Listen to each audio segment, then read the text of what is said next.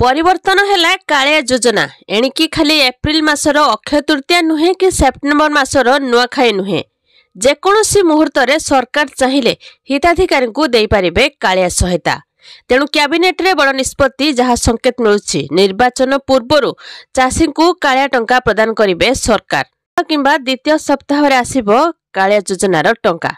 Cabinet रे कालिया योजना नियमर संशोधन आनिछंती राज्य सरकार एणिकी खाली एप्रिल मासर नुहे कि सेप्टेम्बर मासर नुहे जेकोसी समय सरकार चाहिए हिताधिकारी को दे पारिबे कालिया सहायता। कैबिनेट रे निष्पत्ति पर चर्चा होछि जे निर्वाचन पूर्व चाषी अकाउंट को आसीबो कालिया टंका। चाषी को सशक्त करबा पई कैबिनेट रे निष्पत्ति निया जायछि बोली कृषि सचिव अरविंद पाढ़ी कहिसंती। सरकार को निष्पत्ति को नहीं राजनीति रे गंध बारिछंती विरोधी कहिसंती जे निर्वाचन आसिले चाषी को टंका देई भोट नेबा पई यह होछि प्लान। बीजेडी कहिछि स्वावलंबी होउछंती चाषी 83 लाख क्षुद्र नाममात्र चाषी को कालिया टंका प्रदान करा जाउछि। 18 लाख भूमिहीन चाषी को मध्य सहायता जोगाई दे आछंती सरकार।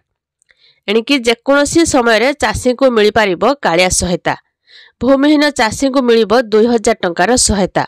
पूर्वरु 18 लाख भूमिहीन चाषी को 12500 मिलिथिला।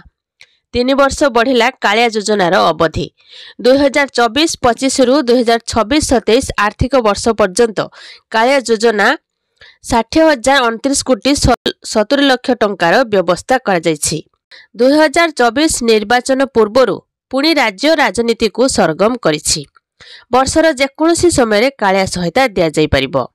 एसह योजना रे सामिल हेबे भूमिहीन चाषी परिवार को उद्यान और आनुषंगिक कृषि कार्य पई 3टी किस्ती रे 12,500 टंका सहायता देबाकू निष्पत्ति नैछंती सरकार।